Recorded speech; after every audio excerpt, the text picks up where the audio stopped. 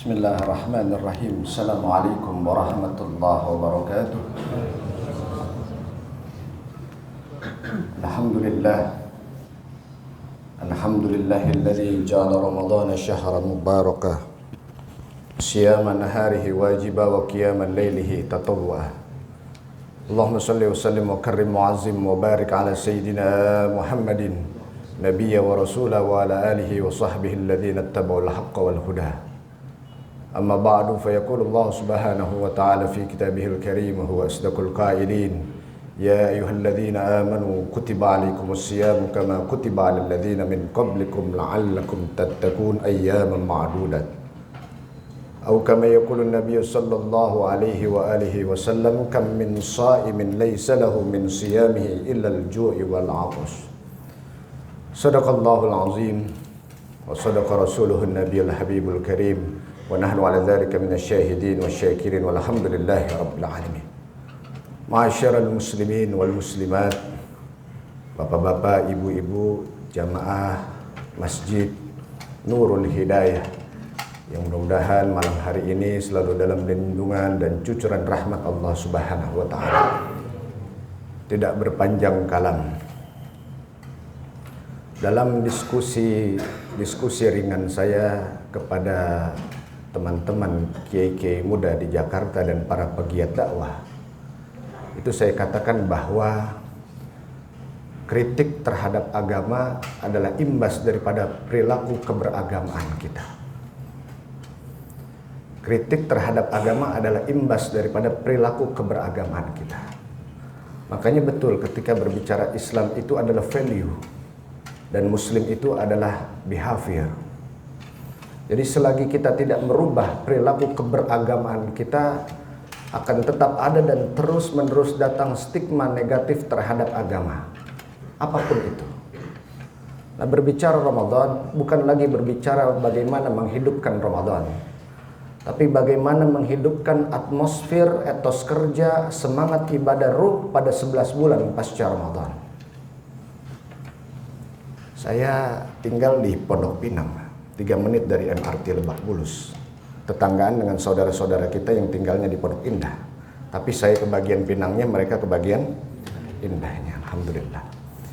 Itu orang-orang di kampung saya, kalau tiap habis maghrib pada pakai peci, sejadah, mukena, pada mau datang ke masjid, musola, itu kalau ditanya jawabannya kurang tepat. Bapak ibu mau kemana? Mereka jawab, saya pengen sholat taraweh. Ini kan jawaban kurang tepat. Seharusnya bagaimana? Saya pengen sholat isya berjamaah, dilanjutkan sholat taraweh. Nanti kalau jawabannya saya pengen sholat taraweh di luar Ramadan, tidak lagi ada taraweh. Jangan-jangan tidak lagi datang ke masjid. Masjidnya sepi-sepi lagi. Padahal substansi agamanya bukan pada sholat tarawehnya, tapi pada sholat isya berjamaah, dan itu tidak pernah dilepaskan oleh Rasulullah SAW.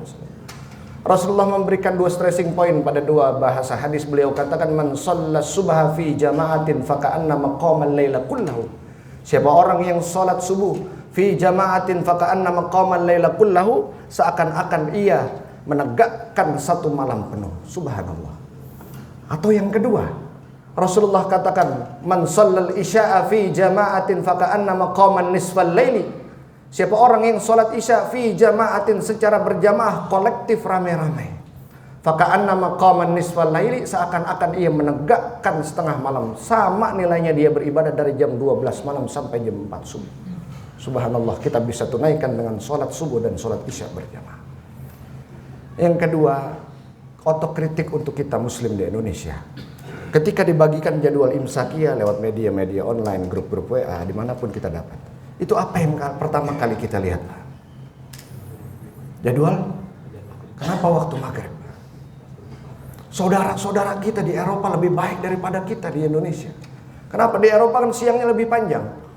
Norwegia itu puasanya 22 jam, Swedia 20 jam, Argentina 16 jam, Saudi 13 jam, Indonesia berapa?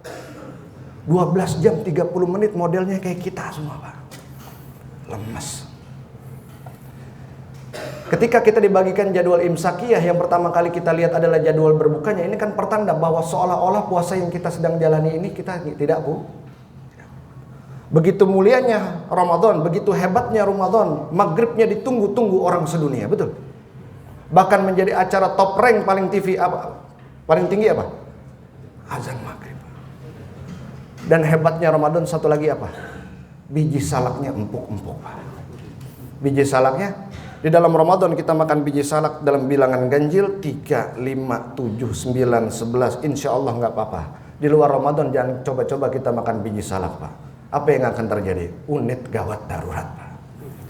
Begitu hebatnya Ramadan. Di dalam Ramadan kita menunggu-nunggu datangnya waktu maghrib. Mengapa di luar Ramadan kita tidak lagi menunggu-nunggu datangnya waktu maghrib? Saya alhamdulillah sudah 8 tahun selalu hadir dalam sidang isbat. Itu sebagian ahli sains mengatakan bahwa insya Allah 2030 kita menjalani puasa Ramadan itu 1 tahun 2 kali. Kata sebagian ahli saintis, kita menjalani puasa Ramadan 1 tahun 2 kali pada tahun 2030. Yang pertama pada tanggal 5 Januari 2030, yang kedua pada tanggal 26 Desember 2030. Kenapa? Karena pergeseran tahun hijriahnya itu jaraknya cuma 11 hari. Jadi bapak-bapak, ibu-ibu semua yang ingin mencicipi Ramadan pada tahun 2030 satu tahun 2 kali, jangan buru-buru meninggal dulu, Pak. Insya Allah kita sehat panjang umur. Yang kedua, apalagi otokritik buat kita. Salat kita untuk mencapai apa? Tanha 'anil fahsya'i wal munkar. Quran ingatkan kita. Fawailul lil musallin alladzina hum an salatihim sahun walladzina hum yura'una wa yamna'unal ma'un. Kritiknya bukan pada salatnya, tapi pada orang yang mengerjakan salat, perilaku pada orang yang mengerjakan salat. Tidak membawa etika-etika salat di luar salat. Makanya sering terjadi, mohon maaf, korupsi, gratifikasi. Jadi kritiknya bukan pada sholatnya. Kalau sholat kita sudah benar, khusyuk itu harus. Ya. Tapi jangan lupa membawa etika sholat di luar sholat, agar tidak terjadi kemaksiatan dan kezaliman. Begitu juga zakat kita, untuk mencapai apa? Tutahhiruhum wa tuzakkihim biha. Terakhir ibadah haji kita, untuk mencapai apa? Kemakbulan dan kemabruran. Saya tidak bisa membayangkan kalau agama meletakkan, mencium hajar aswad sebagai rukun haji atau wajib haji. Kita tidak bisa bayangkan berapa banyak saudara-saudara kita yang dikabarkan inna lillahi wa inna ilaihi raji'un. Itu kan sunnah saja, Pak. Tapi seringkali kita lalai terhadap hukum tersebut. Ya, apalagi coba-coba berangkat tidak pakai ilmu pengetahuan agama yang cukup. Auzubillah min dzalik. Apa yang terjadi? Makanya kita tidak heran ketika dikabarkan di luar radius ribuan kilometer di luar Masjidil Haram terjadi kezaliman, kemaksiatan. Karena di dalam Masjidil Haram sendiri kita berbuat kezaliman. Suka ada yang nawarin orang-orang kita juga tuh gratifikasi. Sudah nyium hajar aswan belum? Belum. Kita unjukin duit kita tuh 100 real. Apa yang terjadi, Pak? Digendong kita, disikut, dipukul saudara-saudara kita. Mengejar perkara yang sunnah tapi harus melakukan perkara yang haram di dalam masjid mulia Masjidil Haram. Makanya di dalam mataf, tempat tawaf belum ada mabrur. Mas'a, tempat sa'i belum ada mabrur. Ar-Muzna, Arafah, Musdalifah, Mina belum ada mabrur. Kapan ada mabrur? Ini yang dikatakan oleh Al-Imam Nawawi di dalam Kitabul Idah fi Manasikil Haji wal Umrah. Beliau katakan mabrur itu adalah an yarji'a khairan mimma kana fihi wa la yu'awidal ma'asi. Mabrur itu adalah tatkala ia kembali ke negerinya masing-masing, khairan, menjadi orang yang lebih baik lagi, mimma kana fihi wa la yu'awidul ma'asi, dan dia tidak lagi berlaku maksiat kepada Allah Subhanahu wa taala.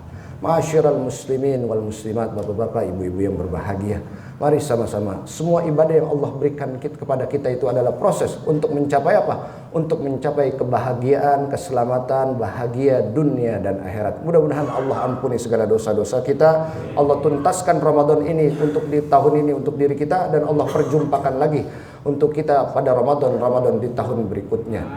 Ini yang bisa saya sampaikan. Wallahul muwaffiq ila aqwamit thoriq. Assalamualaikum warahmatullahi wabarakatuh.